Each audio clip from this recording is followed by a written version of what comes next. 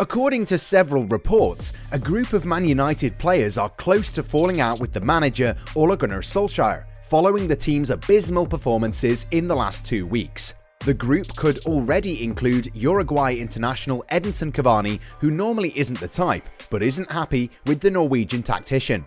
There's something brewing at Old Trafford, and we need to discuss what's going wrong.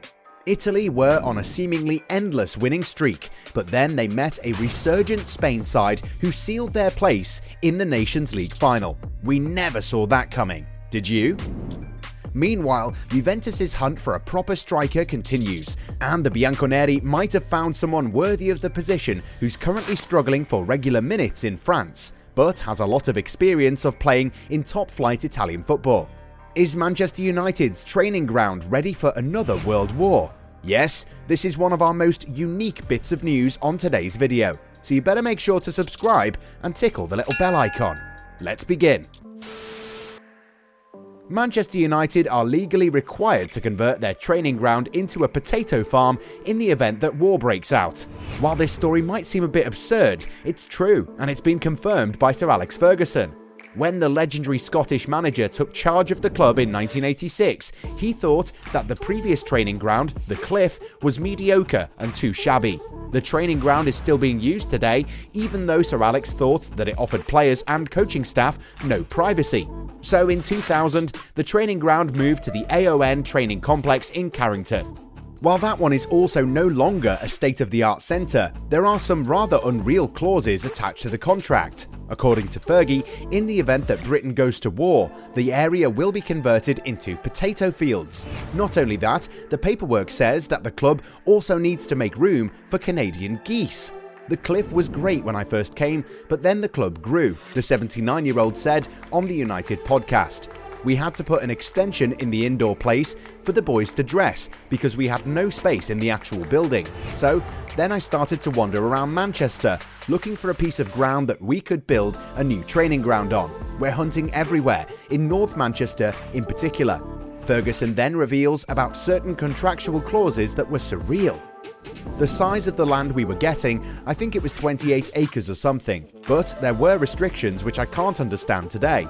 Part of the restrictions were, in the event of war, we had to turn the ground into potato fields. And up at the very end, there had to be an acre or 2 acres for Canadian geese. There were moats, and we couldn't change them because voles were living in them. Wow, who'd have thought that such bizarre clauses still existed? While the name of the object of their desire is Dusan Vlahovic, Juventus know that they'll have a lot of competition for the young Serbian, who's going to cost around 90 million euros. And with Manchester City also interested in the Fiorentina man, the Serie A giants have to keep their options open. During the summer transfer window, Mauro Icardi resisted the constant courting from the Italians. However, the Argentine isn't playing a lot of football at Paris Saint-Germain. Therefore, a move away from France in January remains a distinct possibility. Juventus's senior management is hopeful that the former Inter star might have a change of heart, and it makes sense. The striker himself knows that his chances of more minutes won't improve even if Kylian Mbappe leaves the club. But it remains to be seen if Juventus will be willing to offer the player a salary of 8 million euros a year, given their financial issues. After somehow finding the courage to resist Tottenham's reported proposal of 85 million euros, Inter Milan are now on the verge of tying down star forward Lautaro Martinez to a long-term deal. The young Argentine is also attracting a lot of interest from the cash-strapped Barcelona, but it appears he's decided to extend his stay at the Giuseppe Meazza. According to reports, the Argentine is going to earn 6.2 million euros plus bonuses, and his release clause will be set at 111 million euros. The deal, once it becomes official, would definitely be a great bit of business for the Nerazzurri, who were forced into selling Romelu Lukaku this summer due to their financial issues. Okay, so we've got another oil daddy in the Premier League with controversial public investment fund of Saudi Arabia, led by an even more controversial Prince Mohammed bin Suleiman, set to provide 80% funds for the £300 million deal. The takeover bid failed 18 months ago after the investment group failed to pass the Premier League owners and directors test due to Saudi Arabia's piracy dispute with beIN Sports, which is owned by Qatar, a country Saudi Arabia doesn't enjoy a great relationship with. However, now that the issues have been sorted out, the Premier League is set to give the green light to the agreement. But we can't look past the state's history of human rights abuses. While Newcastle fans might be very happy about a new owner following Mike Ashley's 14-year reign, we need to see if the new investment firm can do exactly what the Dubai ownership did for Manchester City, who turned from a subpar club to a force in English football, thanks to oil money that has changed the game in Europe. In the first semi-final of the Nations League, Spain registered a 2-1 win over Italy at the San Siro. The Spaniards will now take on France in the final of the competition. Roberto Mancini unsurprisingly used the same team that won the European Championship at Wembley 3 months ago. A 4-3-3 formation saw a midfield trio of Jorginho, Verratti and Barella, with Lorenzo Insigne spearheading the attack due to injuries to Ciro Immobile and Andrea Belotti.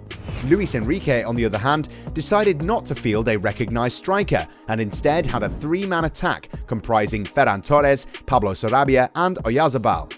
Barcelona prodigy Gavi made his debut at the age of 17, thus becoming the youngest player to play for Spain.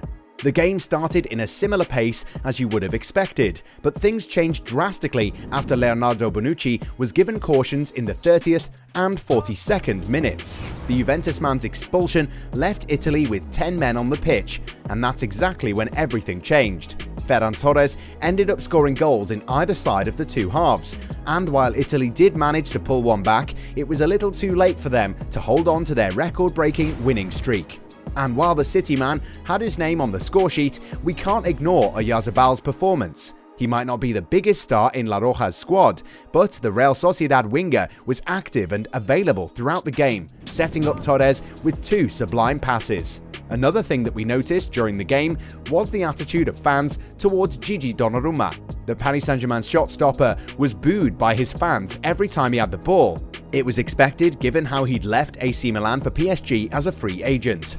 The performance of the Italian team was not good at all. Bastoni was left to deal with the Spanish attackers on his own following Bonucci's red card, while Emerson offered next to nothing in attack.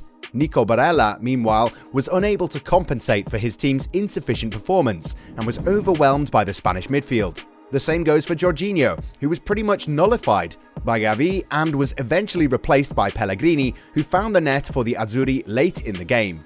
Federico Chiesa was quite the showman at the Euros, but the Juventus man was all alone for the most part of the game. He could have done with more support from those around him. Insigne was in a rather unaccustomed territory as the offensive leader, and after not being able to do much about a sturdy Spanish defence, was replaced by Moise Kean in the 58th minute. Now that Man United are entering a crucial phase of the season, things are getting out of hand. Ole Gunnar Solskjaer is having a really hard time getting the best of what is clearly a very talented squad. His tactics are not as spot on as some of the fans would have you believe, and it appears that several members of the team are losing their faith in the Norwegian tactician. According to rumours, Edinson Cavani is the latest player in a growing list of United players unhappy with the manager. The veteran striker started the Premier League encounter against Everton. This was his first start of the season, but he was replaced by Cristiano Ronaldo in the 57th minute. It was a poor decision if you ask us, since Cavani was leading the line brilliantly before being replaced. According to reports, Cavani was not too impressed by his manager's decision to hook him so early in the second half and stormed past Solskjaer before changing his mind and shaking the manager's hand without showing any emotion. At that time, United were looking for a goal to take the lead once again, and it would have been wise to have replaced either Fred or McTominay instead of Cavani, who, as we all know, works harder than Ronaldo. The Portuguese's arrival resulted in less activity in the final third, so you've got to agree that Cavani had every reason to be frustrated. Not just that, it appears that Ronaldo wasn't too happy to be starting from the bench. According to reports, the likes of David De Gea, Paul Pogba and the forgotten man Donny van de Beek have already given up on the manager. Van de Beek, in particular, is frustrated at the lack of minutes and could seek a loan move in January. If you ask us, there's no smoke without fire, and it appears that United are becoming more and more of a soap opera as the season drags on. Solskjaer is a legend at the club, but we think that he's slowly losing the credit that he has. It wouldn't be far-fetched to suggest that there could be a mutiny in the dressing room, which could force the Norwegian into either resigning or getting the boot. Of course, we don't want that to happen, but in order to control the situation, do you think that Solskjaer has enough managerial acumen?